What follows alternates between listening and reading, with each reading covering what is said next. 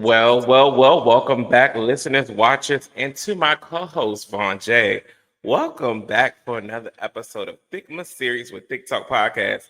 How you feeling, Hola. baby? I'm feeling well. We're almost throughout the month. I think this is what our third episode this month. We have one more Christmas episode. I'm so excited. Yes.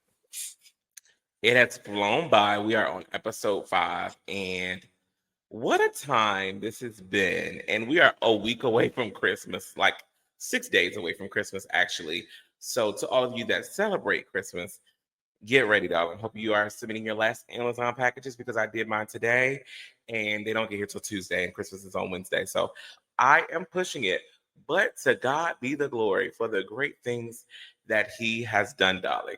To all of you that are celebrating Hanukkah, what's some other Christmas moments or holiday moments? It's a lot of Kwanzaa. them. Kwanzaa, yes, that's I love people that celebrate Kwanzaa. That's very meaningful. So to all of you, happy holidays. And we have one more episode for next week to get you through the new year, darling. But without further ado, I do want to say thank you to those who have joined us so far this season. From Ty, from Virginia to Lamont, the gay dating coach, and Black Fox. This has been a good time with our co-hosts.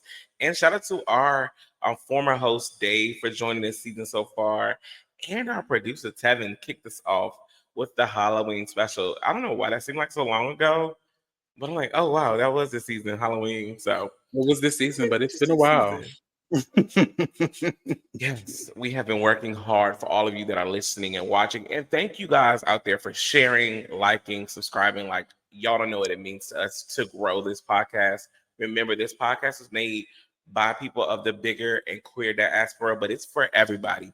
And we talk about everything. And season 3 will be right around the corner next spring. So if you have something you want to hear us chat about, baby, hit the line, call us, beep us, message us, all that good stuff. But in episode 5, we got a new guest tonight, new vibes. Is there anything that we forgot to fill the people in on this past week that happened?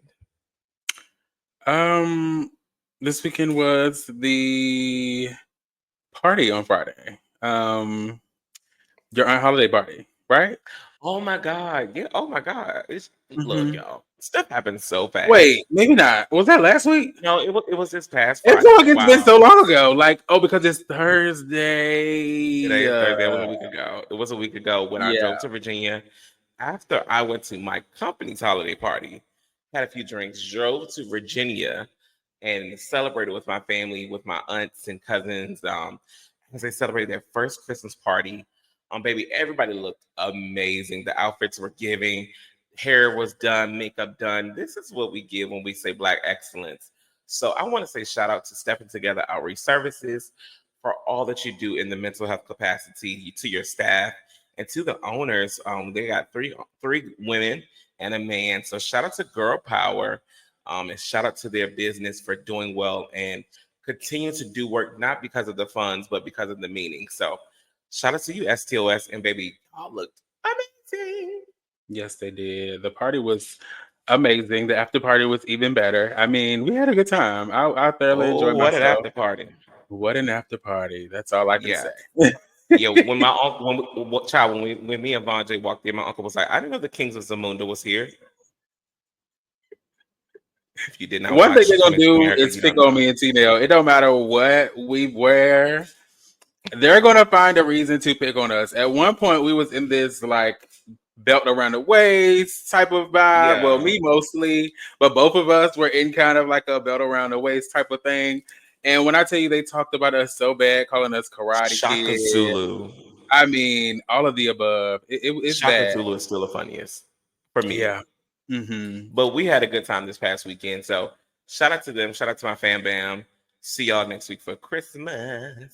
Oh, and while we're talking about updates, do not forget to pay attention to the page as we will be releasing details on how you can get a ticket to our live and in-person show in 2 weeks on January the 4th, which will be our season finale of season 2 in person in Washington, D.C. in Logan Circle. And we are really excited. So excited that we probably haven't started the planning that we should. but we will be ready for you, and we are excited. So, yeah. Yes. And no, we don't have a name for our supporters yet. I know what y'all are thinking. Every time we start the show, we always be like, "Oh, we're going to name the supporters." I don't know. Maybe it's up to you guys at home. Y'all think of some stuff. I mean, we got Thiquems, Thiquettes, Thickens. I mean, in the thick of it. I don't know what y'all want to call yourself. At this point, they about to get whatever I call them. Oh, what you And they gonna better call 'em? answer. What you gonna call them? I can Whatever. Whatever call come to my mind at the I moment. can call them in the middle of the night. Yes, sir. But no, seriously. I'm Once weak. again, welcome to episode 5. And thank you for joining and watching season 2 of our Thiquemas series. Without further ado, for this Thiquemas series, we do have usually a drink of the week. But this week, I'm not gonna lie to y'all, we really are like busy. So we said, baby, it's giving, excuse me, BYOB. Bring your own drink, okay? What are we drinking on tonight? Should I go first? Or should you go first? I think you should go first. You probably have a grand drink. I just have, something I do simple. I not. mean, I do okay, not. well, I just have a lemonade and tequila drink. I call this the Kimmy special. So T.Nell's aunt used to make this for me at the our local Aces that we used to attend frequently. Um, but yeah, it's just lemonade, peach schnapps, and no triple sec and tequila. Yeah, I'm not What doing about nothing you? either. I'm drinking a candy cane espresso martini. Grab you some Kahlua. Grab you some tequila. Get you some espresso. Mine was freshly made in my clubhouse of my apartment complex. I forgot we had espresso. And I threw some candy cane, crushed it up, threw it in there, made sure it melted good in there. And baby, it should be a good episode because whenever I drink these, do y'all remember when I drank these with Frank last season? Baby, Hold on to your seats, child. That's all I can say. I cannot take it, girl. Don't start up tonight. no, seriously. But without further ado, we do have a special guest for tonight. We want to hurry up and bring him up because we want to get ready for a good time. We want to get ready for a fun time tonight because we have a lot of hot topics to discuss. We have a lot of juicy things to talk about. Some deep conversation, I think that'll be really good for our listeners. Vonn.J, I'm gonna let you introduce our special guest for tonight because you may be able to put a little razzle. So Child, rather introduce Miss dazzle, Candy. honey. I feel like the girls are putting me under pressure. It's a little much. The pressure is getting worse. Getting worse. But no, yes. Today we have a special guest. He's the CEO of Frolic. If you've ever heard of it, if you haven't, please follow them on Instagram and all platforms. He is an advocate for LGBTQ voices, a man of the a faith-based man, and just an overall great guy. We're excited to kind of interview him today. So we're going to introduce you to our special guest, Lamb, the CEO of Frolic. Yes, come on, Lamb. Yo, what's up, y'all? What's going on? Yes, I'm chilling, I'm vibing. How y'all doing? How y'all feeling?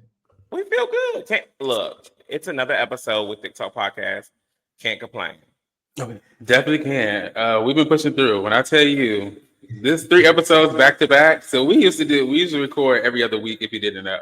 But for Thiquemas, we try to do like a vlogmas type of thing. You know how the vloggers kind of do like every week or every day they're releasing something. Yeah. We did every week this month. And when I tell you, Okay. it has been on me. Listen, you're The giving the people difference what in they want. momentum. I'm sorry. You're giving the people what they want. We're trying. We're trying. Well, welcome to the show, Lamb. I hope you're excited. We're excited to have you. Our producer, Tevin, was like, "Hey, I know somebody that'd be great for the show. Great spirited, great guy. You'll really enjoy him." But he did not tell me how handsome you were, and so that Okay. makes it even easier to do this interview tonight, darling. Because You're baby, very we could kind. spot a gem from a mile away, and that don't mean GYM, darling. Because I do not go there. I mean the GM. Well, I truly appreciate that, and I'm so happy to be here. Thank you to my Morehouse brother for mentioning me in rooms that I wasn't even in, and to allow me to be in this space to be with you, Tee.Nell and Vonn. We're gonna have a great time talking about a lot of fun things. So I'm excited. Yes, yes. Shout out to the Morehouse man. Yes. I always wonder what my life would have been like if I would have went there. I wonder, like, would I be pregnant by now? Ah, Maybe. Who Jesus knows? Christ. Well, if this is how they making them, I mean, I always tell Tevin he like a cute little munchkin. I tell you. He is adorable. I call him my little fairy. He's a sweetheart. Can't complain. But welcome, seriously. We're going to have a lot of fun tonight. If you have not watched our show before, and those of you who are listening for the first time, Thique Talk Podcast, we started this maybe about a little less than a year ago. Wow. Whoa. A couple of about since March, April, we've been trying this. Well, actually, February. Let me be clear. We started our pilot in February of 2024 with 5 people that we knew we were friends and still friends, but we were podcasters. And I just decided to say, let's make this official. And the pilot was the pilot, and we then diminished down. We did a full season for season 1. I mean, a lot happened on season 1, from the passing of my father to people getting great jobs, new jobs, pride, and all these big events. And then we're like, whoa, people really watched this. We have to do season 2. And so season 2, we are now here. Vonn.J and I are holding it down. And we just have a good time talking to people, giving people a full perspective. We have a good time also representing a group of people that are not represented. So I hope you have your seatbelt on, because I will not hold back tonight for you, dog. Full throttle tonight. You like you can handle it. You like you can handle it. But no, seriously, as we dive into tonight's topics, we always like to spotlight something or someone for the week. And so this week, I could not pick one of these 2 topics. So I'm just going to spotlight the motherfucking government, okay? I got to spotlight the government because the government, it's a lot going on, and it ain't even January yet. It is a lot going on. I got to start with Elon Musk. People are saying they don't know if Donald Trump is the president or Elon Musk, because, baby, it has been a lot going on. So if you did not know, I want you to understand that Elon Musk is a prominent entrepreneur.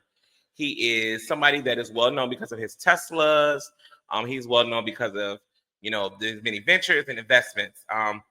If you did not notice, he's been a very close ally of President-elect Donald Trump in his most recent election and race. He is known to be seen with Trump at most of the most important events. And people say, where the hell is JD Vance, the vice president? Or is Elon Musk the president?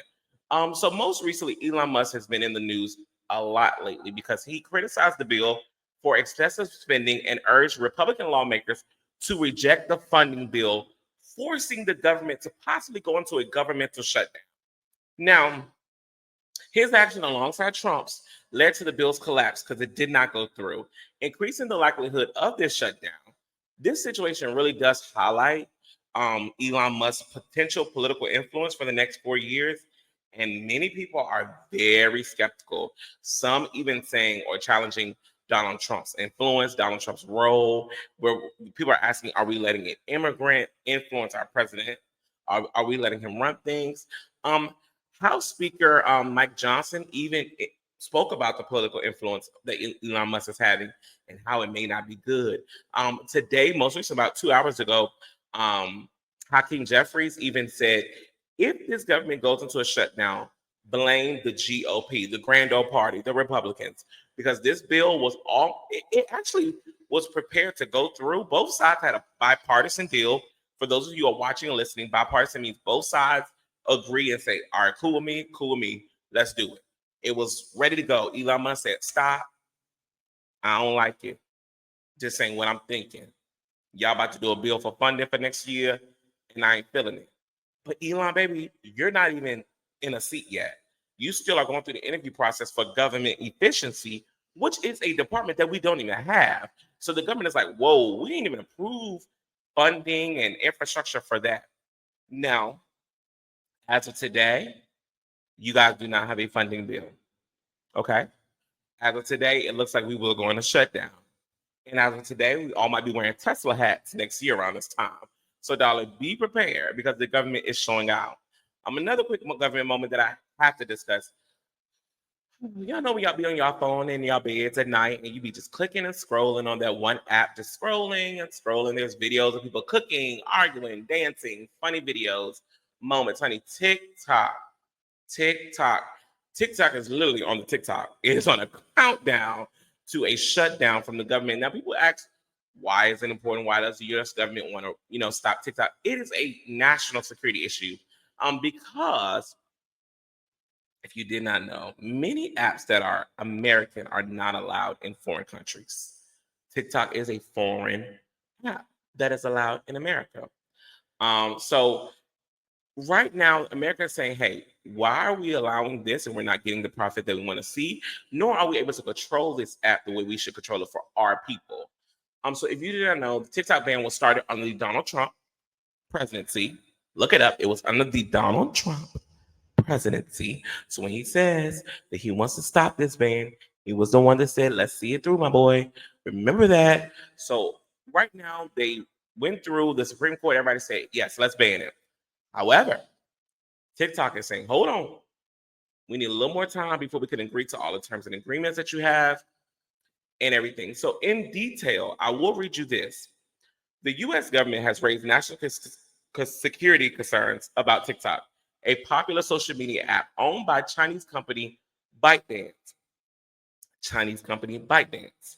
In response, Congress passed the Protecting Americans from Foreign Adversary Controlled Application Act, requiring ByteDance to sell TikTok by January 19th, 2025, or face a ban. So they have to sell to an American company by the 19th of January, or they will be banned. TikTok and ByteDance challenged this law, arguing it violates free speech. After federal appeals court upheld the law, TikTok has appealed to the U.S. Supreme Court, which has agreed to hear their case on January 10th, 2025. Additionally, Senators Ed Markey and Rand Paul have urged President Biden to extend the deadline by 90 days, citing concerns about the law's impact on free expression. The outcome of this legal battle will determine whether TikTok continue operating in the United States or must it go.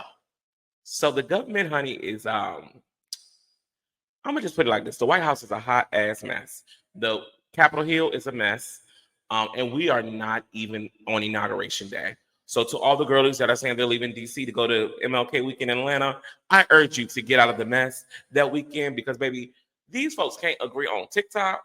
They can't agree on a finance bill without being influenced. And then I don't know. Let me just throw this in there for perks. Donald Trump was seen sporting a mullet, honey. So just like that mullet, he is late. So all of you girls that voted for him, remember that. I'm gonna let my co-host now speak on these topics because I am done for the moment, but we have just seen the beginning of what is to come. Wow. That was an earful. Any words? It was. That was a whole earful. I told y'all that TikTok ban, I don't think it's going through. I don't think so. We shall see. I told y'all last season, I said, baby, that TikTok ban, I feel like once they kind of come to some terms and agreements, it's still going to be here. But now I see that it's more of a control situation, not a money situation. They want to control what's being kind of pushed through, what type of, expressions and, what kind of regulations, laws and stuff need to be abiding by when they're speaking. So yeah, I mean, definitely in a different light, but that TikTok ban, I don't think it's happening. I definitely think they're gonna figure something out to where it still can work, because I feel like it's so many people that make money off of TikTok that's in the US. So I don't know, it's gonna be a little hard for me, I think, personally, but who knows? Like we said, they don't care about the government funding, honey, so they about to shut them down, and the people that work for the government about to be pensionless without their checks coming in. So I don't even know. At this point, they don't care about nothing. They got their money, so they just trying to figure out, make something shake amongst themselves before they push out their stuff. So we shall see. I don't know. It's interesting. Yeah, honestly, every day I feel as though it's just another part of a trailer leading up to the season premiere of America. Mm-hmm. And if this is just the preamble and the trailer to what's to come, it's going to be a very long 4 years. It is. And yeah, and this is just a foreshadowing of how chaotic it can really get. Yeah, agreed. I agree too. And honestly, I'm hoping that it's a little chaotic so that they can't really push out anything that they want to push out. So they kind of like going back and forth. I hope that's kind of what it's going to be, like a brawl between, internally, between them trying to figure out what to push out and what not to approve. And maybe they won't be able to do anything over the next 4 years. We shall see. It'll just be a whole lot of hot mess coming out in the media. I think the hope is that there have been right wing representatives of the Republican Party that have said we're not participating in any overseeing committees. We're literally just here because we're Republicans and we care about the people, but we're not participating in the circus of a White House that y'all are creating. So the hope is that there are some Republicans that still are saying, no, we gotta come on, y'all. We're not about to do this crazy stuff that can hold it down for 2 years. Because let me tell you, those who are listening and watching, the local elections that we're about to have are going to be crucial because it's going to say, okay, Donald Trump, you had your, because honestly, he's not going to be able to do too much after this year, after 2025. So if we go out and vote locally and get these seats up with these Republican representatives and senators and the governor, get them folks out of them chairs and put them Democrats back there. So at least we have some checks and balances again. That's important. And I also want to raise one question as we move on to the next thing. Recent talks about Kamala Harris, darling, Vice President, Madam Vice President. Some people are, conspiracy theories saying, hey, this whole election was stolen. This will come out one day. We'll figure it out. Some people are saying, well, what the hell is Kamala going to do now that she's leaving the White House? Recent discussions and recent topics have discussed that. Should she run again in 2026? Now, I say hell no. Only because we've seen America say they're not ready for a woman, especially a woman of color. I say get us a white man that looks like an American sweetheart. I say 2026, 2028. I'm sorry. Campaigns will start 2026. But yes, 2028 will be there when they go for a ballot again. Give us that white man that looks like America in that Democratic Party so we can secure the seat for about 8 years. And then maybe we'll be ready for that change. But America has showed us no. What y'all think? Well, I don't know. I want to push back just a little bit because she was not given the full chance that she really could have, that she needed to really push a campaign. She had barely 4 months. And I don't think it's America saying that we're not ready for X, Y, and Z. I think it was give us the opportunity to have a true primary process where we can vet candidates ourselves and get and set the thermostat and then really put our all behind a candidate. And so for the 100 days that she had to campaign and make her point clear to America, I think she did a tremendous job.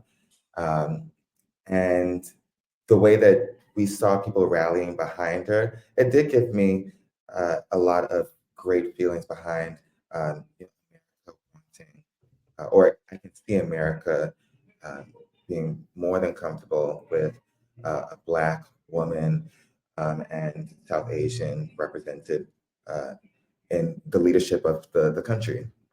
When it comes to 2028, I think she should run again. At the same time, I think there should be a primary process in which she should be involved, and give her spiel, but in the presence of others who also have their own ideas and visions for the country. I agree. I agree 100%. I think that it's one of those things where it's difficult to kind of say because a part of me feel like, during her candidacy, like it was a lot of people basically masking, like saying that they're going to vote. Because even with the results and how they kind of came out, it felt as if we kind of had it in the bag. In my head, that's how I felt. But I felt as if there were people that were masking as if they were going to vote and kind of didn't. And it's a thing of where I don't know if it was because they wasn't ready or it was because they really couldn't get behind her. They just wanted to kind of act as if that's what they were going to do. Or it's Yeah. just a lot of people that just really didn't vote, and that also is what swayed us as well. But yeah, I don't know. I'm torn. I think she'll be a great president. Don't get me wrong, but I'm also like, we Mhm. kind of need to win. We need a solid, person in there. We need somebody that everybody's kind of gonna, get behind. But if the primary process, and they put other candidates there, and we're kind of vet who we're gonna put in there, I'm all for her. If she's the best candidate out of the people that is Mhm. put up, of course. I mean, why not? Let's get behind it. Let's do it. Let's push her. Let's make sure she get in the White House. But it's one of those things where it's like, I don't know. I just feel like the people play with us. I don't know. Some people really, I feel like it was a play thing. And I can't get over it. Like, I feel like it was so many people saying, yeah, vote for her. We're doing this. So many people behind Kamala. I mean, Yeah. so many different groups behind her that it was just like, I just knew she had People, it. people are very And to see how unserious. those results came out, I was like, okay, this is a mess. Yeah, I think we over. There's two sides to this, and to wrap up this topic. The extremist side of me says this election was stolen, and I think it was purchased by Elon Musk. I Mhm. think that Donald Trump and Elon Musk definitely had some kind of moment, because if you look at things, Donald Trump during the whole campaign rhetoric changed the week before election. It went from get Ted off the couch, get him to vote, to, You don't even need to vote. oh, we don't need your vote. We don't need your vote. Don't worry about it. We just having a good time. I don't need your vote. And Elon Musk had an app that predicted the election before anybody else. How? We're seeing this attachment between Elon Musk and Trump. Why? When you look at states like Wisconsin and even North Carolina, where I live, you're telling me that these people went to a ballot and said, I'm going to vote Democratic the whole way. I'm going to get incumbents out of their seats for a Democratic person, but I'm going to vote for Donald Trump. I'm going to vote for a Democratic governor, superintendent, attorney general, all these other things, but the president. You got states that are missing votes. So 3 million people just decided not to put anything on that part. So you answered the whole quiz and got to question 10 and said, nope, I only want no parts. But question 10 is the bonus question that means the biggest part. I don't understand it, but it's definitely been a topic. It's definitely a conversation. So I'm interested, to those who are listening and watching, to see what Madam Vice President has to do in the future. Okay. So I'll say salute to that. Cheers. Cheers. Cheers. This is the first time I've seen y'all drink all night. Oh, Huh. this lemonade is about gone. Do you hear me? Well, another great part about this show. I know I hate to put Vonn on the spot, but he does so well with this part. It is one of our newest parts of season 2 that gets the people going, get you loosened up a little bit. So I think it's called what? Are you ready for this jelly? I don't think you're ready for this jelly. I'm ready for this jelly. Ow. Yes. So this segment is where we kind of get our special guests to answer a few this or that questions. And they're really light. T-Nell might throw a little spin in there at the end, but for majority, it's pretty light. So let's do Christmas or New Year's. Ooh, New Year's. Wow. Okay. Yeah, Um, Chinese or Indian? Chinese food. We were talking about food, Yeah, right? food, Yeah. food. Yeah. Um, quiet sex or loud sex? Quiet. That's shocking. Okay. Well, Moaner or talker? It's given either or neither. well, yeah, kind of. I mean, the thing is that up here, or come as you are, kind of like I'm not a Mhm. stickler, like saying, oh, you gotta keep it quiet, Right. or like however you feel moved, go for it. I just tend to be on the quieter side myself. Okay. Yeah. Briefs or thongs? Briefs. Um, but yeah, if it was thong or jocks, I'll choose jocks. Okay. Mhm. Okay. Eggnog or cider? Ooh, cider. I do love eggnog though. I do For too, but cider. I'm a cider girl. Give me cider. Yeah. ATL. Oh, I don't really think I'll do that. ATL Pride or Red Dress Run or Frolic. So I've never. You're funny. Fair. So I've never done the red dress run. It looks like a great Wow. time. I know, I know. Have you done it? Yes, we've done it the last 4 years. Of course. Yeah, I am out of the loop. But I frolic weekend. Okay, as you should. The last one: church or brunch? I'm a church boy. I'm also very greedy. So go to church Go to church first and then go and to then brunch. get some brunch. Yeah. I am weak. Leave church like 20 minutes early. Make sure I get to brunch on time. Exactly. I love the Lord, but I also love shrimp and grits. So Hallelujah. Okay. We definitely love a shrimp and grit. Interesting. I do have a spicier question if we are open ooh, to a spicy question. I'm open. Yeah. Let me take a sip real quick. Oh Lord. Prepare myself I'll answer too. as well, Lamb, just to kind of if it's something what that I would can you answer. what would you say is you all's sexual superpower? For me, going with the like feeling the chemistry and going along with the vibe. Um, and uh, I guess, yeah, feeling the vibe, feeling out the chemistry, and then riding that wave. Mm-hmm. What's that, like an empath? Is that what they call it? Empath? Yeah, pretty much empath. Mm. I don't really enter with expectations.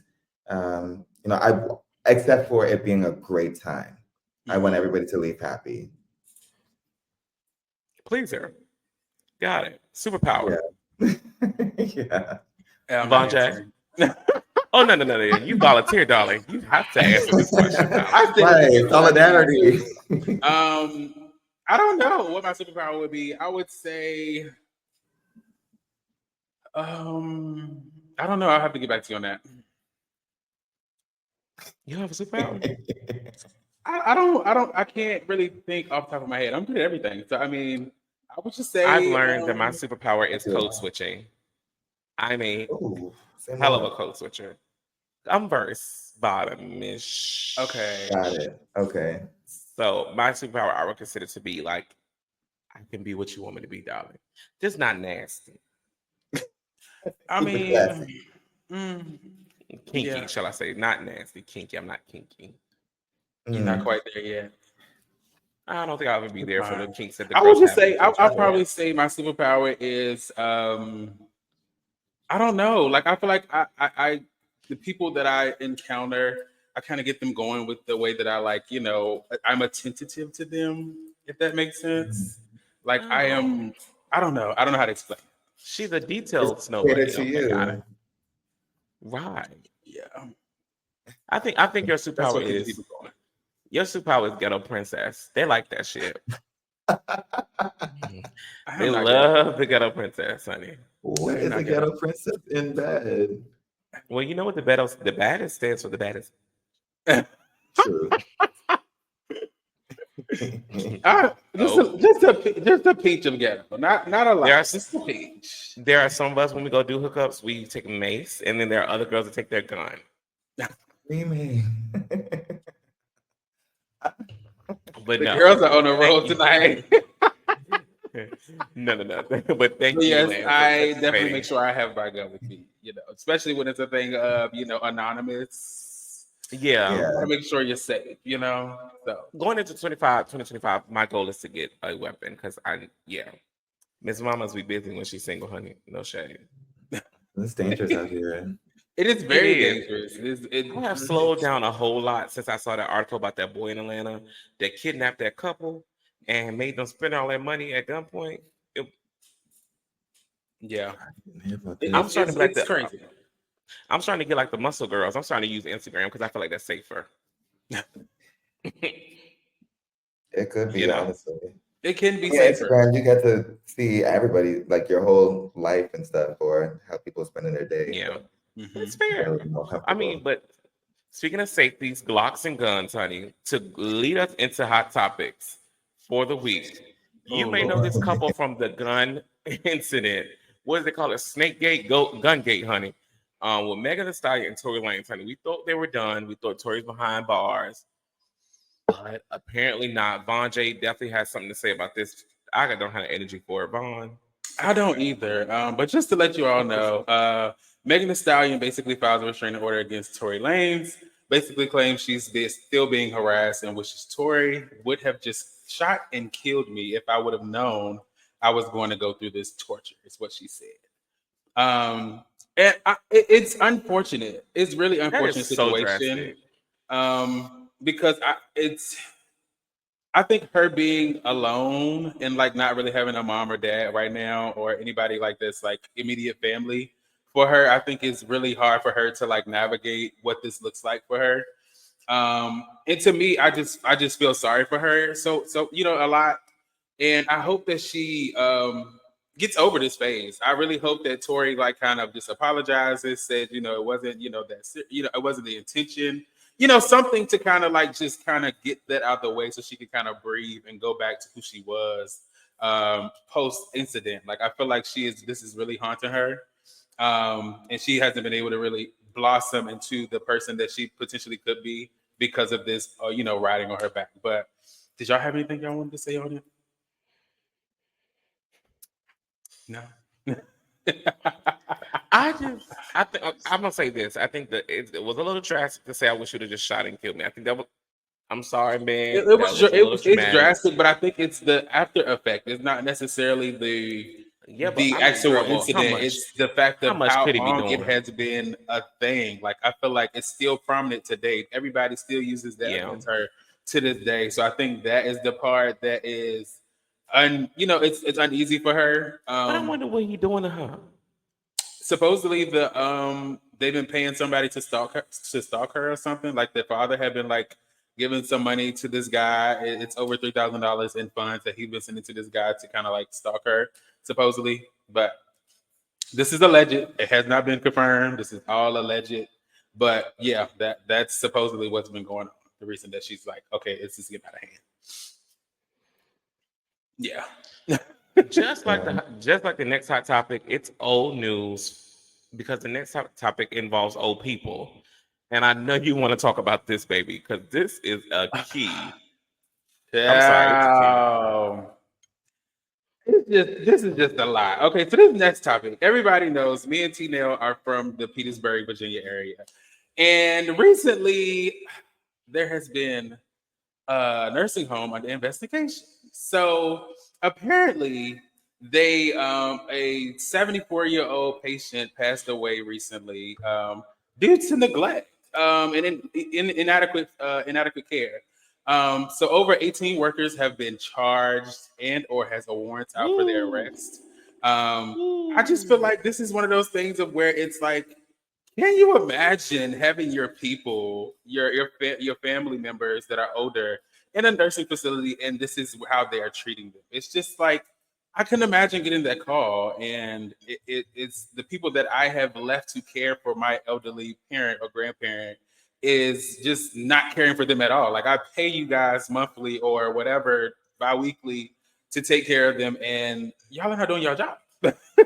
And it's been evident that something has been going on for a while, not just recent, but this is now has become a serious incident, But before this, I'm sure there's been experiences where people have had with them and just have not came to the light. So, any thoughts on this, y'all? Yeah, I mean, elder care is going to just increase as an industry itself, especially as boomers start to retire more. Um, and I know a lot of, or it probably would be the trend that they would be um, put in care or Mm-hmm. in facilities. Um, and it is alarming for something like this to happen because, like you say, you're trusting other people with the lives of your precious loved ones. And something like this is inexcusable and helps and kind of emphasizes how it's seen more as an industry instead of a service for quality care. And yeah, so unfortunate. Very sorry to the family. Yeah, I agree. T-Nell, anything? Child, I'm from Petersburg, child. I thought this was a key, because everybody been talking about it for years. Mm-hmm. I remember Mm, my great uncle was on hospice in this place, and people were like, "Ooh, he where?" And I'm like, "Child, he ain't going to answer me. It is what it is." I mean, but he was hospice. It's a little different between hospice, rehabilitation, and care because I mean, not diminishing anything, but when you're in hospice, we're just making sure he's comfortable. We know that the time is coming. As opposed to people that are in rehabilitation, they need people that's caring for them, making sure they can recuperate, get their strength back. And these folks in here mhm. beating on the folks, and you have to be from So Petersburg to understand why it's a key. Because if you're from Petersburg, you would just be like, "Child, why y'all doing that to the people? Like, it ain't even no big yeah, city. Like, y'all didn't think y'all gonna get caught."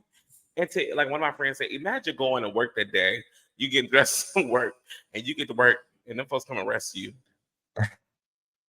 or the people that called out that day. so this place has like a reputation of not being a Oh great yeah, facility. yeah, it's not. Okay. Mm-hmm. Yeah. It's Yeah. like, oh well, child, we saw that coming from a mile away, but Yeah. finally they did something about it. It's just Mm, unfortunate somebody had to die.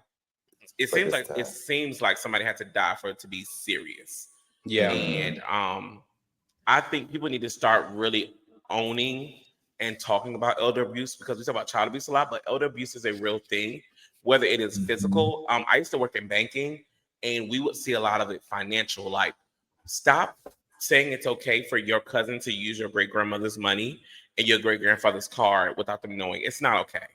It's not okay. They don't have, like, I don't care if they have Alzheimer's. You're doing something that is unfortunately hindering them. When people used to call that bank and they were, oh, especially elderly people, they'll say, "Oh, I don't know what these charges are.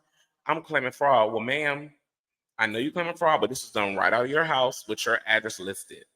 And the mhm. shipment came to your address with this person's name. The only way we can do fraud is if you press charges against your great grandson. What are you going to do? And then they bust out crying. They can't do it. They don't know what to do. People have been stealing money from them for years. Stop doing that. Own it and stop doing it. Them elderly people that worked hard all their life to give your little ratchet little tail a life. Stop. And Mm, y'all beat on these folks. Stop caring for people you don't care about. Get out of that field of work. Because when their right. cousin pull, when their nephews and grandkids pull up, then you be ready to call the police.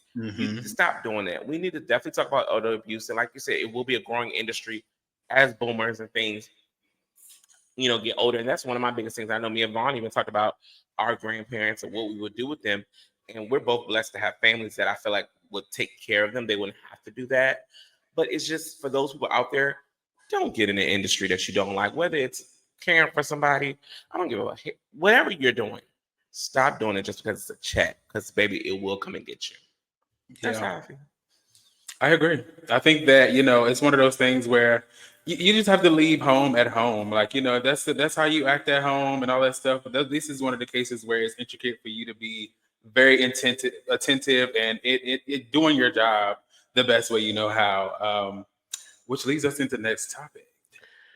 Yeah, being attentive and doing what you do. Darling, these two women have crossed paths this week without even knowing each other because they are a common denominator. Now, they have done something that I'm sure most of America has done.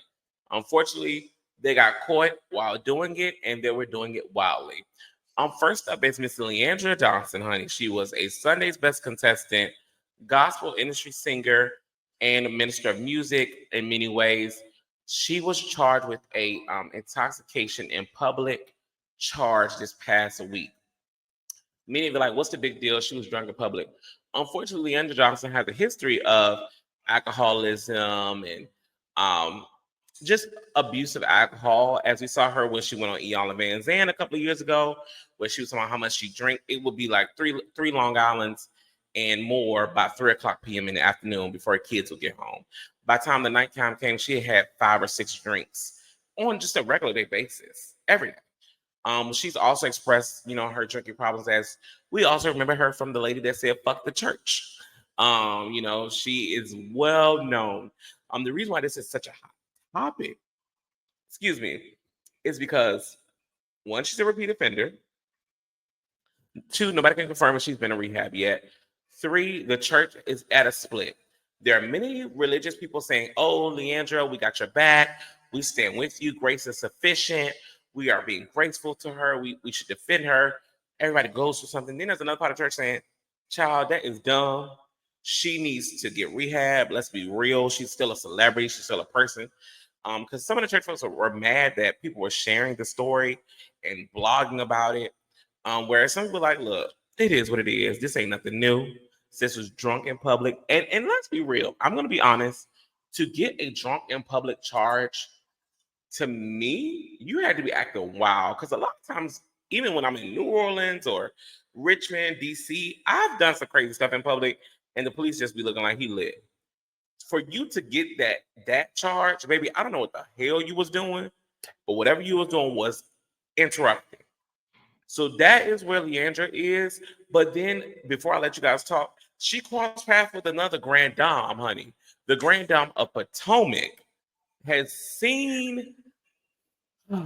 Oh, Karen Huger, I just wish you would not have went to trial for this DUI in Maryland, because we did not need to know all of this.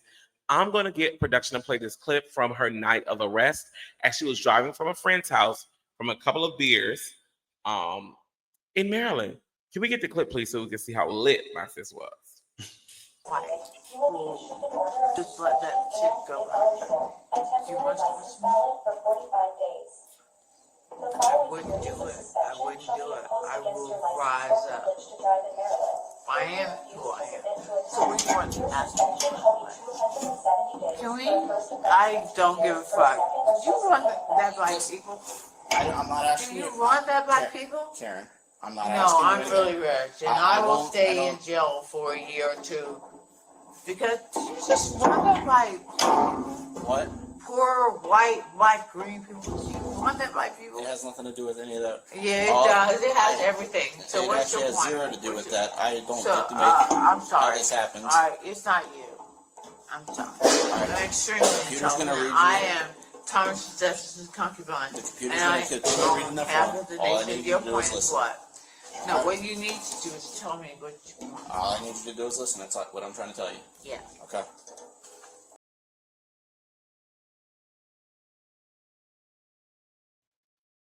Wow. So if you have not watched Real Housewives of Potomac, this has been a topic of discussion with this DUI for a while. Karen, to me, seemed very nonchalant about it. And many people viewed her as, "Oh, it wasn't that bad." Whoop, whoop.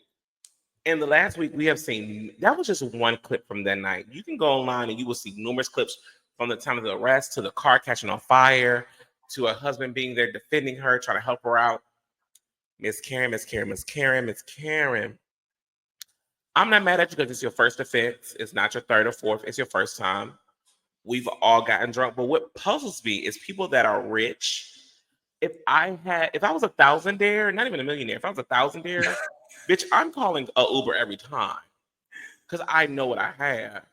I feel like these moments are for people like me that we can't afford the $60 Uber to go from one side of town to the next every time. But baby, you spend thousands of dollars probably just on makeup. You should just have a driver or an Uber. Like, what happened? And where are y'all friends that are letting y'all leave these houses this drunk? So, gospel and Real Housewives have intertwined because the girls have taken drinking too far. Whole time I was watching the video, I just wanted to tug on that wig just a little, just pull it up, that thing was like right. I just want to tug it just a little. I almost spit this drink out. Oh, just a little bit. The forehead is beaming. Somebody said in the comments they knew she was lit by the way that wig was sitting and gave season 1 and 2. That wig definitely gave before Hair Doc did it. It gave before Hair Doc. For sure. But yeah, we have even with Leandra and her in the news. Any words, any responses on how? Because people are reacting very differently for both cases. It's a tough situation. I mean, because it's like you said, it's one of those things that we all do it. It's like we don't ever think that anything will happen to us like that. And maybe she just misjudged herself in her drinking that night, and she thought she wasn't as lit as she was, and she just was like, "Oh, I'm about to go home," and got in the car. Probably she was like, "Oh, baby, I'm lit." But still not thinking that she's going to have an accident, So I don't know. It's one of those things where glad it wasn't, anybody else in the car, in the car, or either nobody else in the accident. It was like a self-inflicted accident.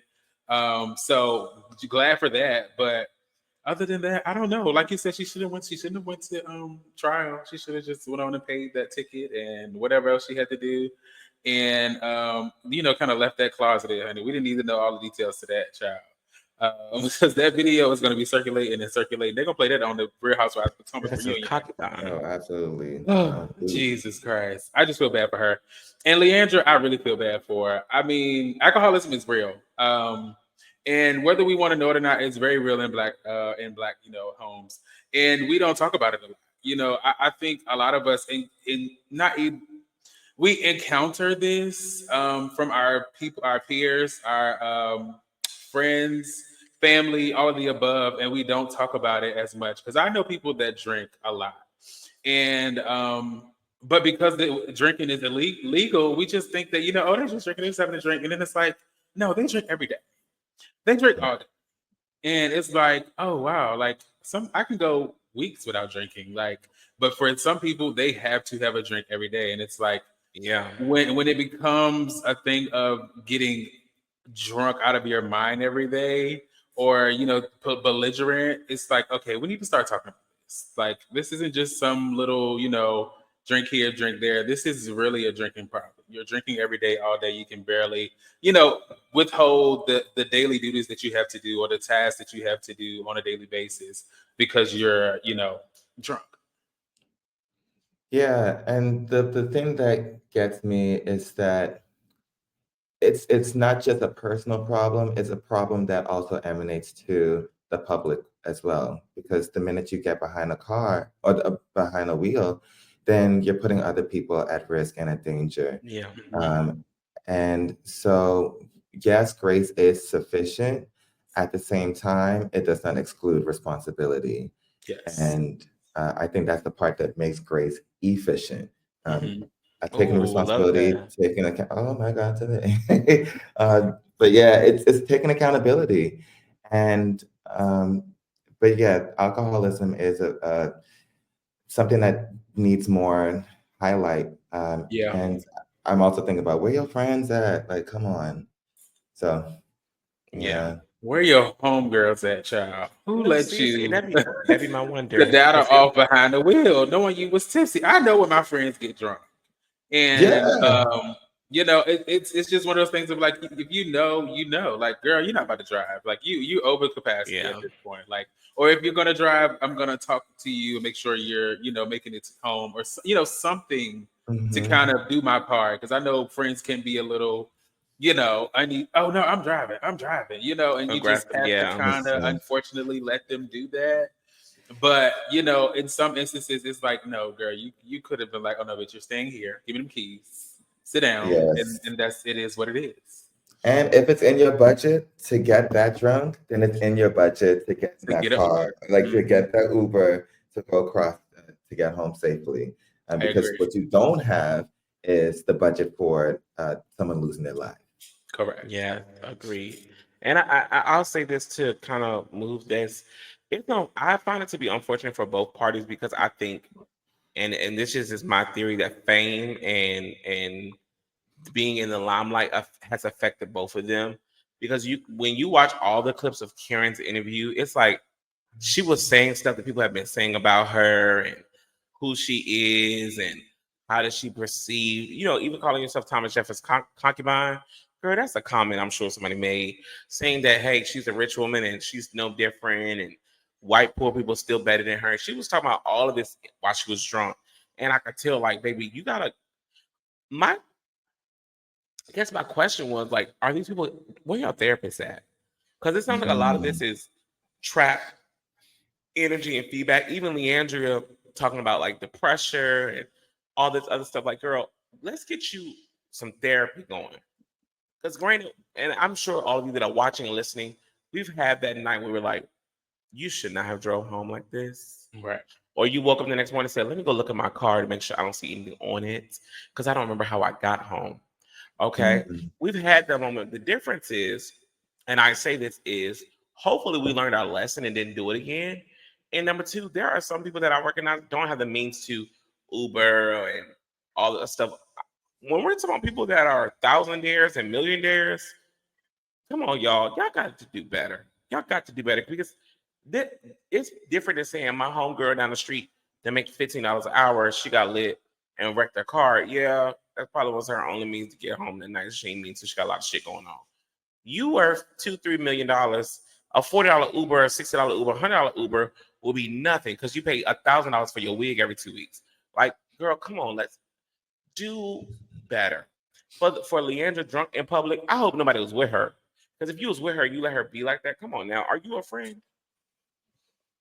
She's still a celebrity, and this whole let's give her grace and girl, that is late.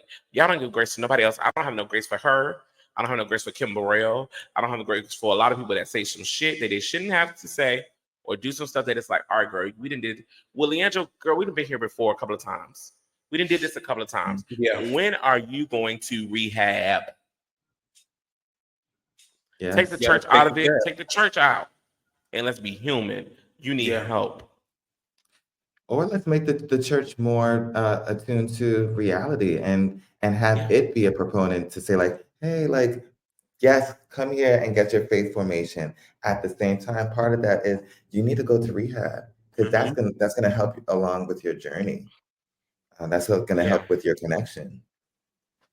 I agree. Speaking of connections and journeys, I do want to switch this to something a little more lighter. OBO Jones, who is a Instagram and TikTok influencer, handsome chocolate tall man. We know him from his big hair before to now he's cut it off as short. He is in a relationship with the Upshaw's Netflix show, Jamel Simon. Now, many of you may not know, Jamel just came out of the closet a couple of months ago. We kind of been new to because he plays a gay son in the Upshaws that works for the delivery company who opened his own gym. Jamel and OBO are now officially a couple now. I'm going to play this clip and then tell you my opinion. I'm all for it because they're a black couple. Y'all know how I feel. I don't mind the swirls, but this is so refreshing to see the black folks. Together, can we play this clip, please, of OBO and Jamel? Let it snow, let it snow, let it snow. I could have added this to the trial though.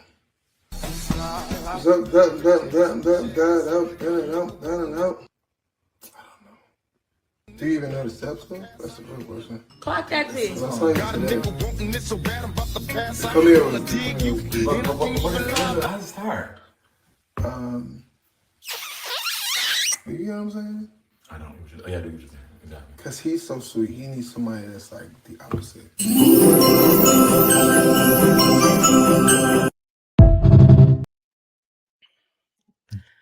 That was comments of OBO Jones' Instagram. I'll start this point off by saying I'm so happy to see them together.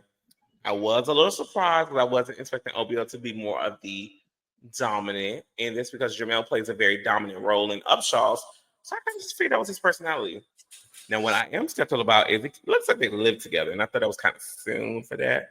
But I'm like, maybe they've been dating way longer than what we know. But I just want to say congratulations to OBO and Jamel. You know, when y'all ready to come to Thique Talk Podcast, we would love to have y'all too. But congratulations, we got a black couple. Yeah, they look super cute together. Yeah, they look really cute together. I hope they go far.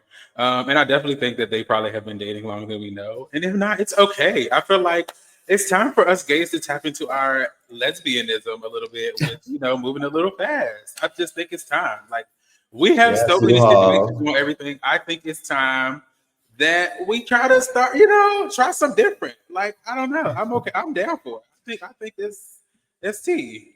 Do your thing. Do your big one. Is it true that lesbians move that fast? Yes. I think we all know at least a handful that we can name that we know. Child, they have a membership at U-Haul, I'm telling you. I like you, you like me. Oh, did I make you pass out? So shout out to OBO. Yeah. Shout out to OBO and Jamel for representing for Black love, Black queer love.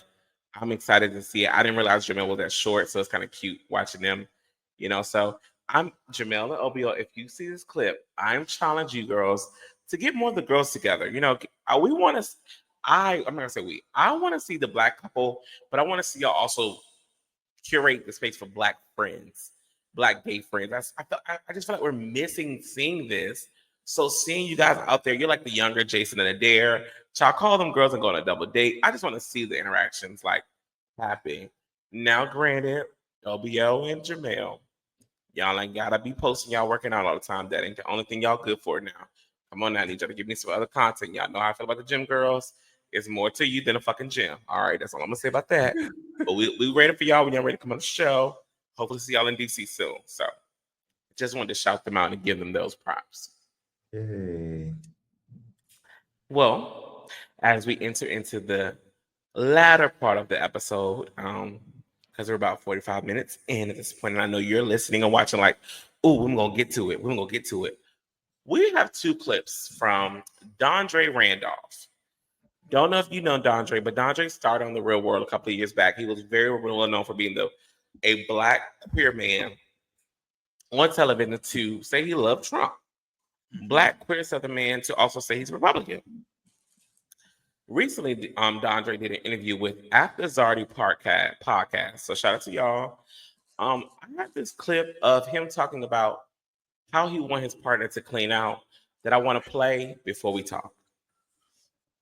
As a black gay male would be like no douching, no, just straight, like just regular. That sound like the search. Bareback. No douching, no nothing. Plain words. I need all words. So when I say no douching, like I don't get the point of douching. Like I feel like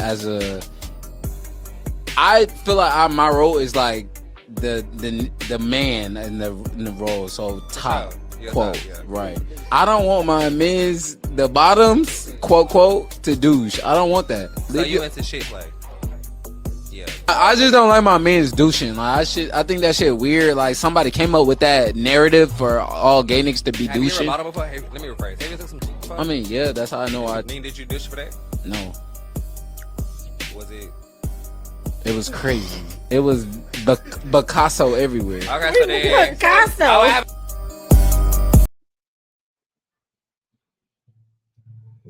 That ending graphic is crazy. After Zardy podcast, shout out to y'all for keeping a straight face while asking those questions. I would have been disgusted. Vonn.J Randolph literally says, I don't want my man douching. I don't douche. It was Picasso. It is what it is. Now, I told y'all at the beginning, I'm not a kinky person. I found that shit to be disgusting. But I'm open to hearing what my co-hosts have to say. I think it's an acquired, taste for the people that that is their thing. But I think he was more so trying to say that he just don't want that to ever have to be a task. Like I think that he feels like if it happens, it happens. I don't know if he's into the play or more so just understanding of the fact that we know what that part of our body is used for. And if we so happen to are doing our thing and that happens, it is what it is. I don't necessarily think that he's just wanting to actually partake in the festivities of fecal matter. But I think he's just saying, he don't want that to have to be every time he's trying to, get intimate with his person, they have to get prepared. Like I that's kind of what I heard.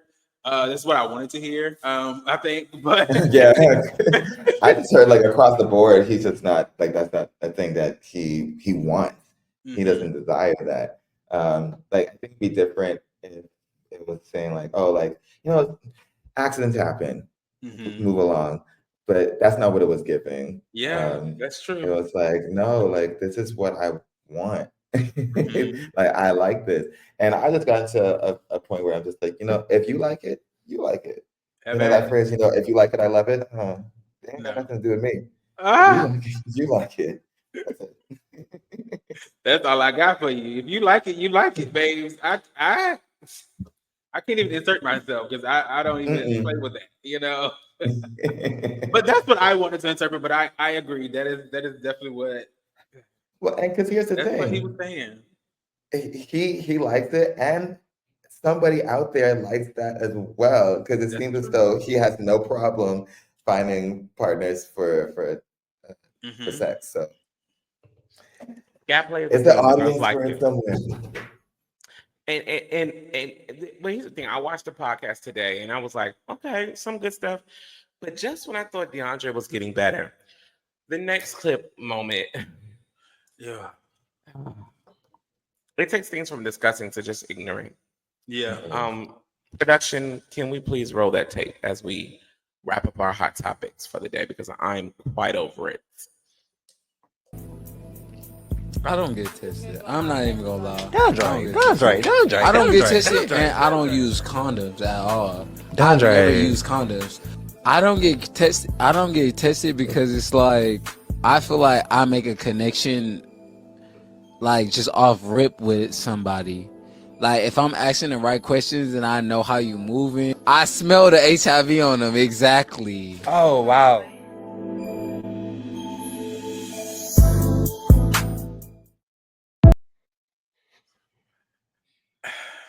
Does anybody know what HIV smells like? I just want to say I'm that trying to clip figure out. went from worse to worse. Worse, sir. Yeah.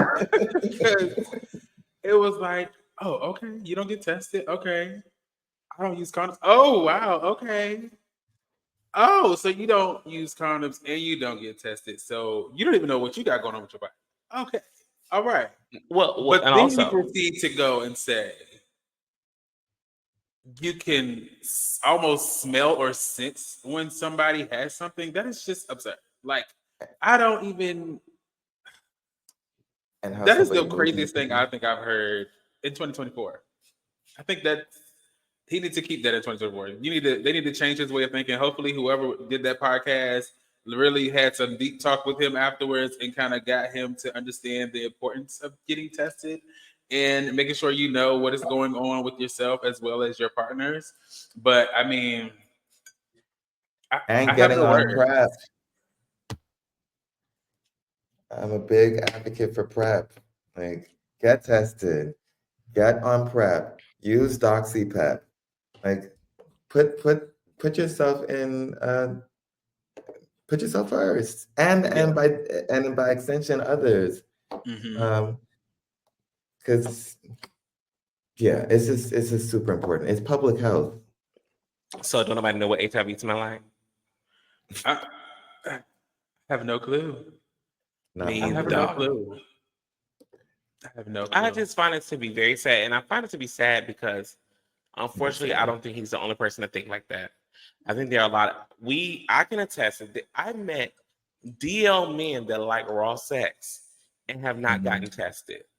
They're not on PrEP, and I am a big advocate for PrEP, and I tell them all the time, go talk to your doctor. It's confidential. If you don't think your doctor can keep a secret with your girlfriend, go find somebody else down the road and get you some PrEP. Because you out here just acting well, all willy-nilly. That's if they go to the doctor in the At first all, place. if they even That's true. have a PCP, because That's as we true. know, it's very common that black men don't. I'm not even gonna say just black men, but we know But no, for us, we yeah. know black men do not go to the doctor. So it's like if you're not going to the doctor and you don't get tested and you don't know what kind of contraceptives and things are out there to kind of mitigate this possibility, it's almost like you just don't care about your health. And I shouldn't be talking to anybody that don't care about their health at this point. Because it's important to all of us at this point, for longevity, just for making sure that we're safe and the people around us are safe as well. So Agreed. it's I don't know, it's just one of those things. It's like that was very uneasy to hear. Yes, I mean, Yeah. excuse me. I don't know. Like, yeah. Next game. It's a lot of people out here maneuvering like that. They don't get tested. They have raw sex all the time. They just keep moving. I'm like, do you hope that you just? I also wonder, like, what's the hope? Don't you think at one point you're gonna run into the bad luck? Some people think they're invincible. They think this stuff things cannot happen to them. And it's just one of those things where it's like, you sometimes it's like, okay, might be a slip up here and there, but for you to really move as that's your MO and you're not taking the proper steps to make sure that you're safe is just a little bit crazy. But teach his own. And remember, here at Thique Talk Podcast, we promote testing, knowing your status, getting on prep or getting on meds, because it's all about your health. It's all about longevity, and it's all about protecting our community. The goal is you plus you. You equals you. So remember that always. Yeah. And, speaking of you equals you and being included, of course, we do want to get into a little bit more of who Lamb is. Now, I told y'all this man is fine. I looked at the Instagram. He looked good in a Speedo. I'm just going to say he looked good in the damn Speedo. I do love me a Speedo. Whoever you out there dating, Lamb, you tell him to hold on to it, because, baby, it's a lot going on. If they let you go, because with Thique Talk Podcast, we have committed to going to Frolic. So we got to get our stuff together where we're coming. And if he not there, I can't promise. Well, I ain't gonna say the rest, but my friends know what happened when I get to drinking, and I'll try my best to keep my lips to myself because I get to kiss some folks and things.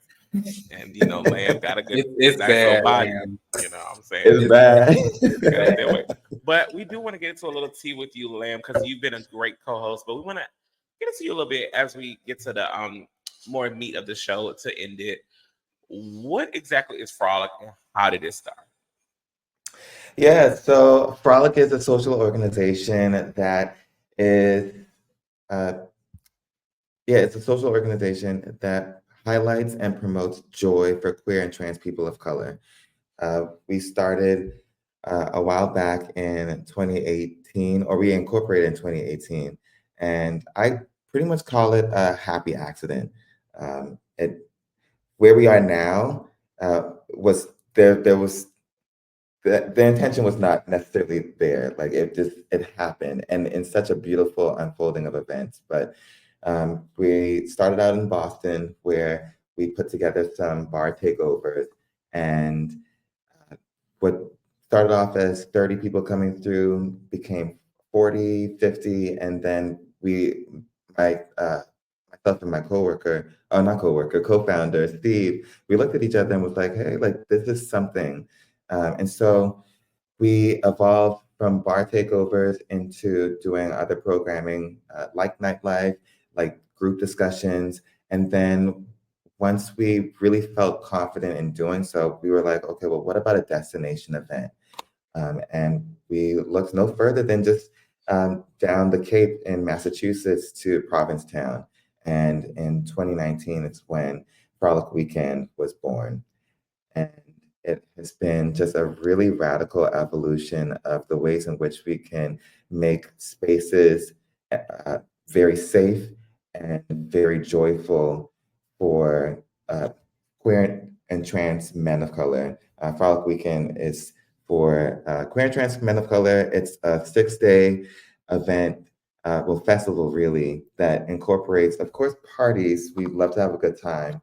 But we have range. We love to give the girls variety. And so we have networking, we have speed dating. And then this coming year in 2025, we're doing so many new things like a film screening, a boat cruise. We're bringing DJs from all across the region. And it's going to be such a dynamic display of all the reasons that we have to be joyful for who we are as people in this community. Wow. And what's the dates for Frolic? Yeah, so it is every third weekend of June. This time it's June 18th to the 23rd. Yeah. Interesting. And every year we just keep adding a day. We talked about it because a friend of our show, Sean Rice, who does our after show, he said, "Hey," for Pro V. My question would be, because we are still who we are, Thique Talk Podcast. How do you engage people of different images and body types and nationalities? How do we do that? Absolutely. Frolic Weekend is very dedicated to representation. It's important because we show up in such a colorful and vivid tapestry, and it's important that when you come to Frolic Weekend that you see you. First of all, physically, but also digitally. So when we're marketing things and pushing out our messaging to our audience, we're making sure that you are represented, that you can see you, and you can see you enjoying yourself. So I really push or encourage folks to look at our reels, look at our graphics and everything. We really want to showcase the fullness of Frolic Weekend. And that is very inclusive of representation of body types, where people come from, and the breadth of the spectrum. Now, do the people be having sex at Frolic? People have sex everywhere. It's a thing that happens. But I think what I really love about Frolic Weekend is that people are able to make genuine connections with each other, whether it's platonic or romantic.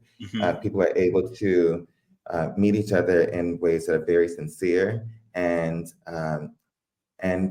things can evolve from there. Sometimes people become besties. Sometimes people become partners.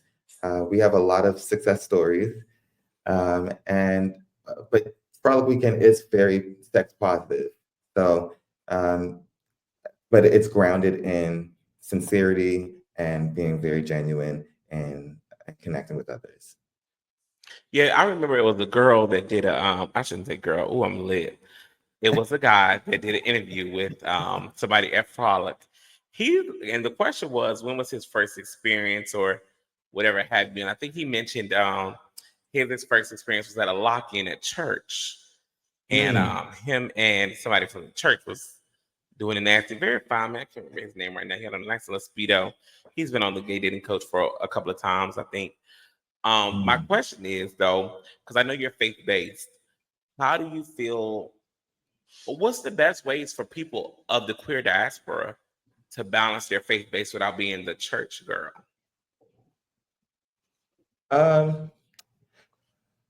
Well, don't get stomped now.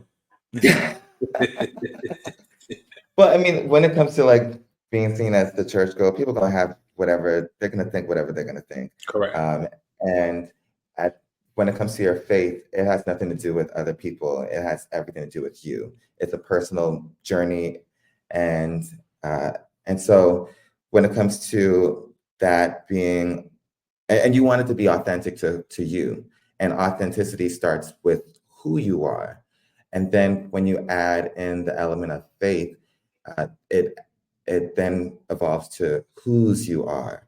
And so when you know who you are and whose you are, it don't matter who is thinking about you as a church girl.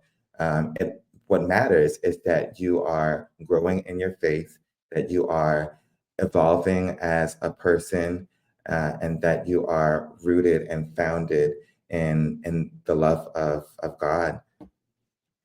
Yeah, I agree. I think that's another thing that also with being flamboyant gay in a sense, we kind of go back and forth with how do we show up to church events or just church in general, and can still be our authentic selves. Like I feel like we kind of mask the way we appear when we come into the church. And this is a thing we oftentimes, even us as like we grew up in the church, so like in our minds it's always just to go back to this, like it's always just I know I have to be looking like this when I come into church, whereas somebody that just might be growing into their relationship with God or understanding, and they might push the limit a little bit. Like they might come in there with, I'm not gonna say a see-through shirt, but something a little bit more flamboyant, I guess, in a sense. And people can really pinpoint, okay, that's somebody that's a little bit, you know how they do in church. They're a little like that. They're a little funny. But it's one of those things, where you kind of just go back and forth and trying to figure out, how do you still show up as your authentic self while also not trying to dumb down who you are or, bring down your who you are in general. Yeah. Yeah, I'm not going to pretend as though it doesn't exist that people experience a need or a sense that there is a need for code switching, and muting who or muting the things that really make you come alive, um, because you feel as though that will make.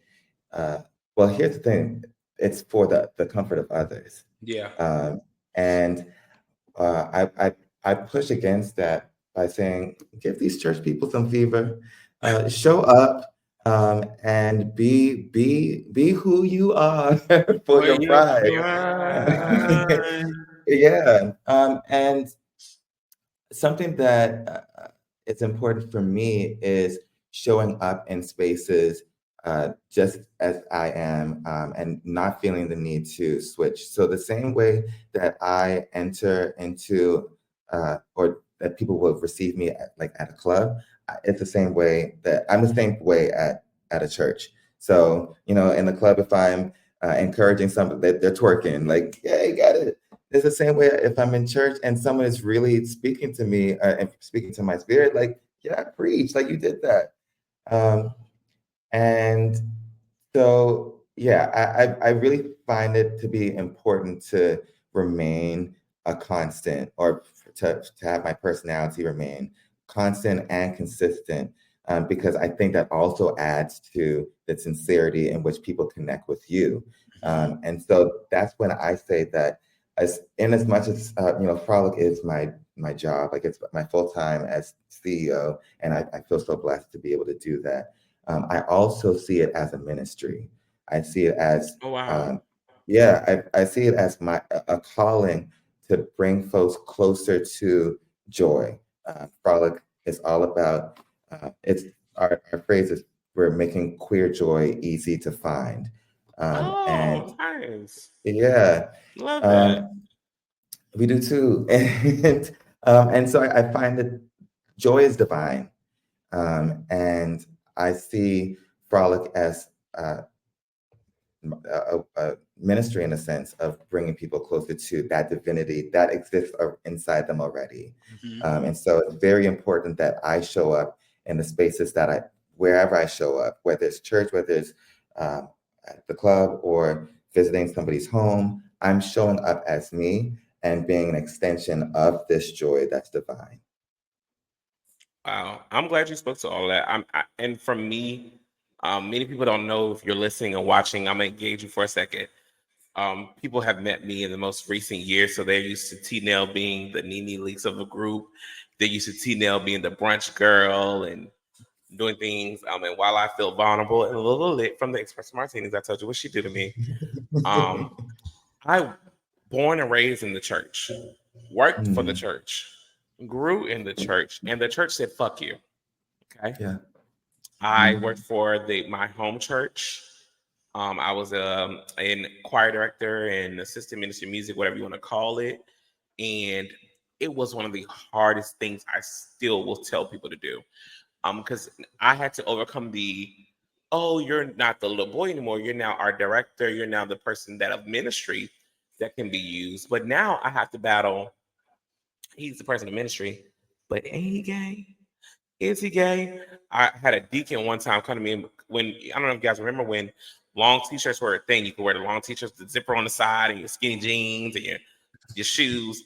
And one was like, "Why you got that long shirt on? That's not appropriate." And like, it was a constant battle with people being who I was, operating in ministry and in excellence, and combating the gay girls. Because here's the thing: when you're a church girl, quote unquote, I'm dealing with the church folk and gay folk. mm, Gay folks don't want to fool with you because they think you're a church girl. They assume that you think you're higher than them and all this other stuff. The church folk thinking like you're not worthy. I was fired twice from the same mm, church. Twice. I got fired one time. I said, "All right, got fired." All right, they brought me back, fired me again. For shit, I don't know why. And mm, for me, pandemic came. It kind of worked out perfectly. I took a break, and I love where I am. I know God. I listen to my God. My friends tell you to get in my car. Got my gospel music going. I pray every day. When my friends are going through it, they know to call me. while I'm Mhm. sober. Call me. I'm gonna pray for you. We're gonna get through it. We're gonna activate our faith. But it really has challenged me to really say the difference between religion and spirituality. I'm a very, very spiritual person, but the organized religion sometimes, baby, it's not where we need to be. Shout out to Vision Church in Atlanta. I respect Vision Church so much for just staying true to who you are, being that cohesive church. And people don't understand. They say, "Oh, it's a gay church." I respect them because they do more work than a lot of these other churches out here that've been in existence for 100 years. Vision Church does mental health. They do a lot of things involving the community, kids, education. That is, your church is not supposed to be the place you go to with dim lights and contemporary CCM music on Sundays only.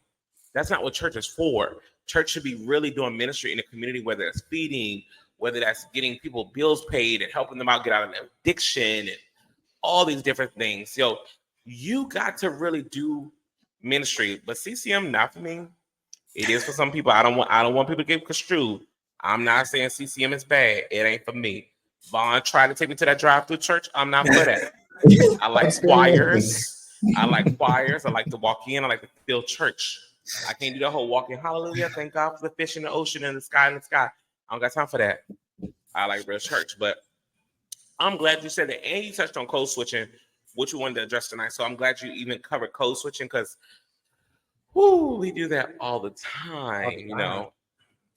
Code switching from work to church to being gay. And code switching isn't changing who you are.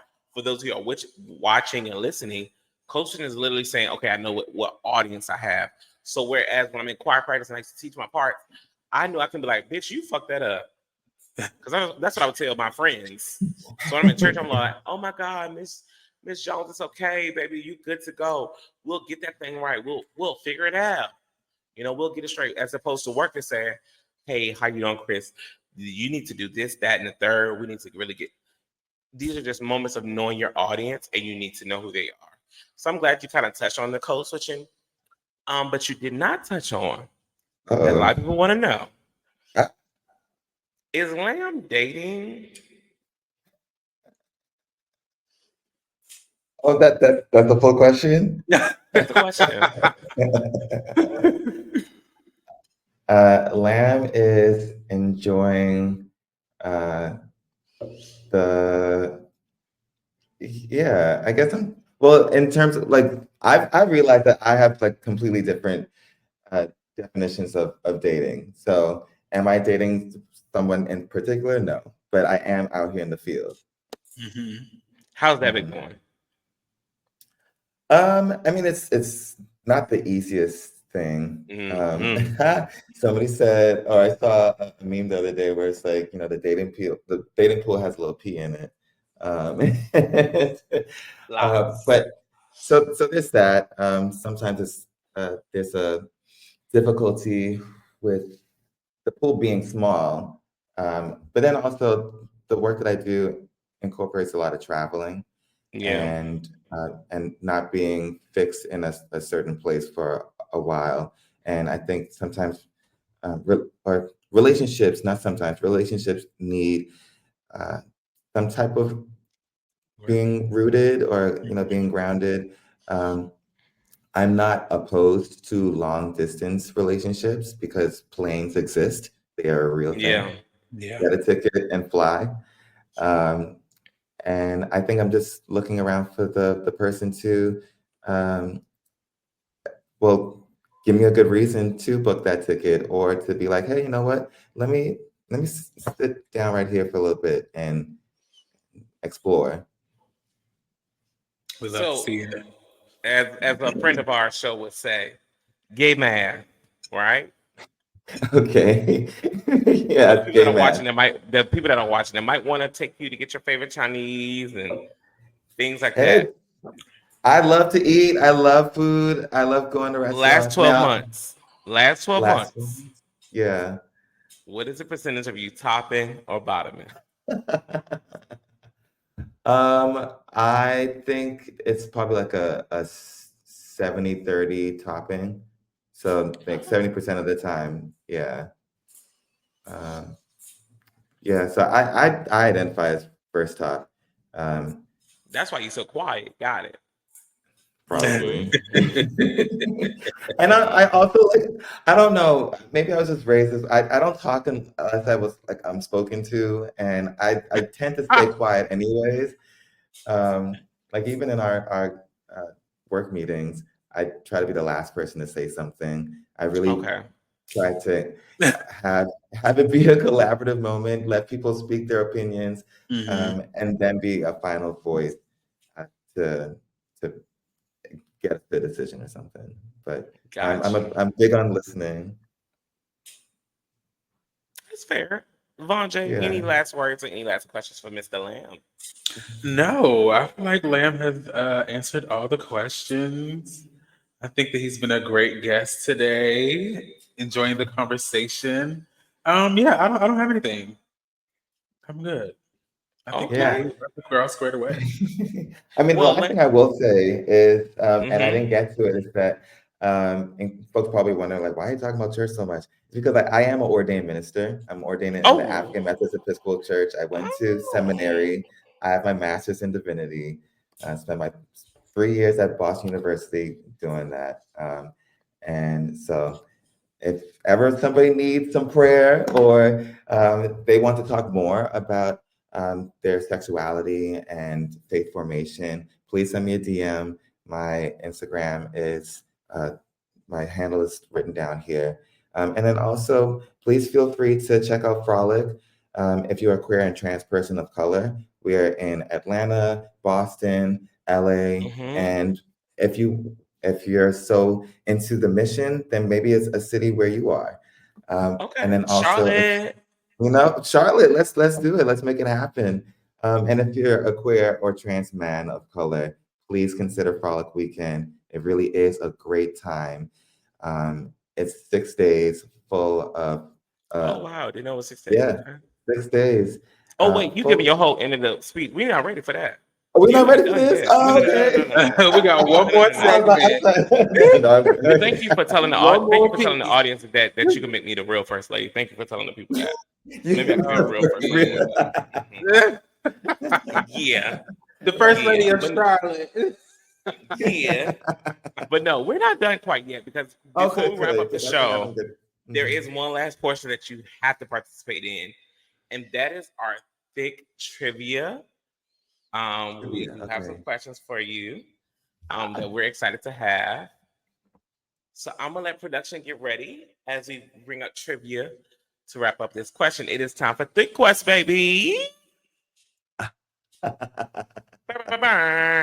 theme today is Christmas. So our production has come up with questions around Christmas. I don't know for all of us how he came up with these. I don't know if he just Googled something, Chat GPT. I don't know what he used, but we're all in for a rude awakening with these questions for Thick Quest. So yes, let's go into the first question.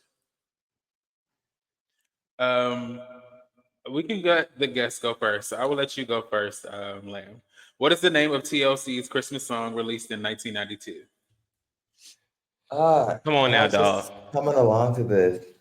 I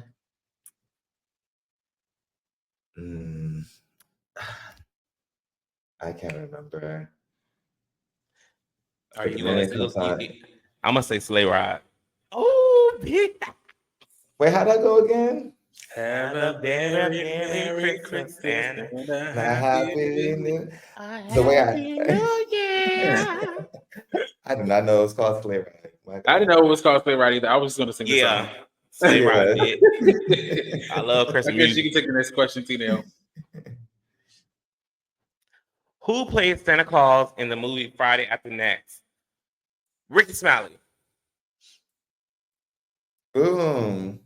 Boom. Loving me a Christmas movie. Vonn.J, your question, Mike. In Destiny's Child, 8 Days of Christmas, what happened on the third day of Christmas? Wow. Right. That's what I'm doing.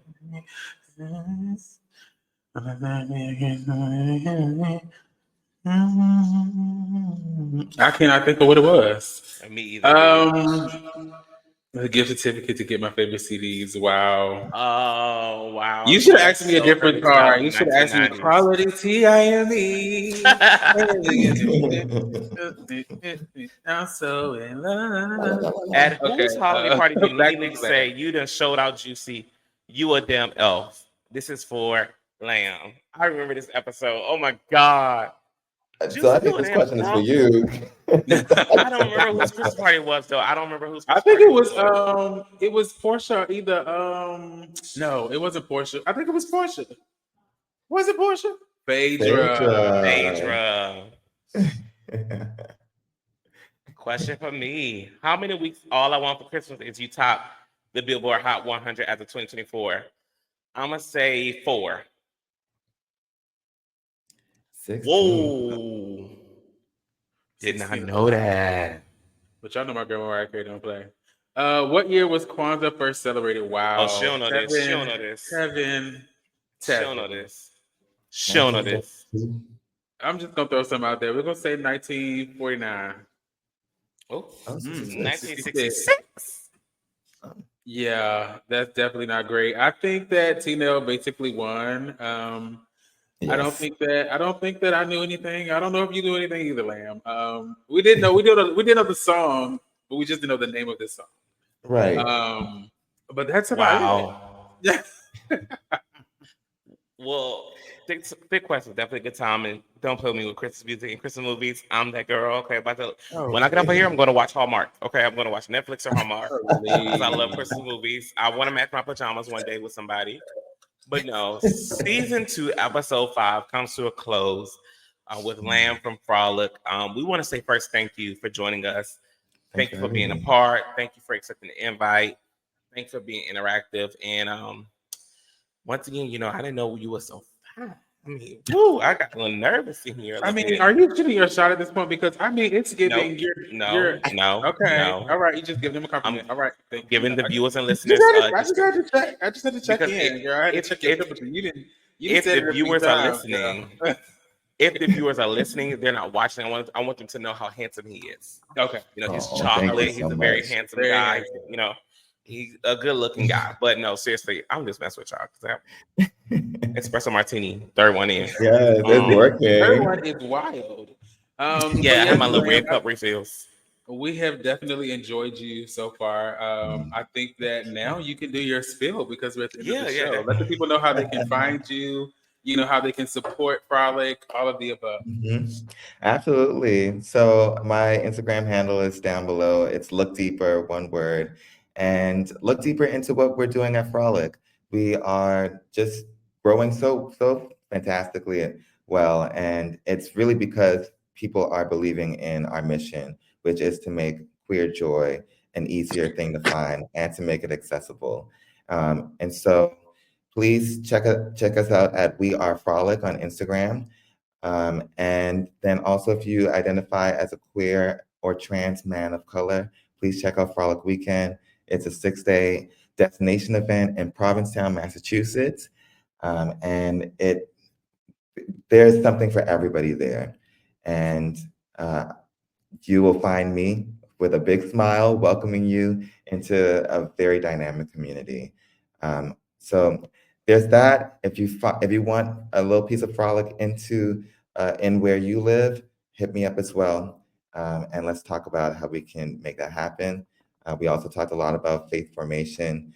I am an ordained minister. And so please, let's talk about sexuality and the intersections of faith. More than welcome. Jump into these DMs. Well, shout out to you, Lamb. And thank you again, Vonn.J. Any last words for the people that are watching and listening, baby? No, I think you should just make sure you're liking, commenting, sharing, subscribing, turning your notification bell on for our posts on our Instagram, as well as any of our podcasts and YouTube streaming platforms. Other than that, I mean, we've successfully got through episode 5 of season 2. Shout out to Lamb. Thank y'all so much. I've been having so much fun. And Lamb, don't let this be the last time you stop by our desk, because baby, there are many seasons to come. But to all of you, I want to say Merry Christmas if I don't see you before then. Happy holidays. We have one more episode for the season before we get to our grand finale, which will be live in person in Washington, D.C. on January the 4th. So make sure you're following and watching for how to get tickets for that, because it is a very intimate setting. I want to say to you, Lamb, thanks for joining. To my co-host, Vonn.J, thanks for sticking it out with me. To all of those watching and listening, continue to do what you're doing, supporting us. We are providing a podcast that gives those people a voice that doesn't have a voice. So thank you guys for being who you are. Happy holidays. I've had a pleasure talking about everything from the White House to the big house to the jailhouse to the drunk cars to the girls in church to the girls at Frolic. Thique Talk Podcast will be at Frolic this year. I don't know how we're going to do it because we got a lot of shit on our calendar. We're going to make it happen. We will be there at least 2 days to say, hey, y'all won't see me walk around with no jock strap though, because I'm a thicker girl. I know it will look good on me, but we will be there. Make sure you follow. But until next time, keep it cute, keep it real, keep it thick.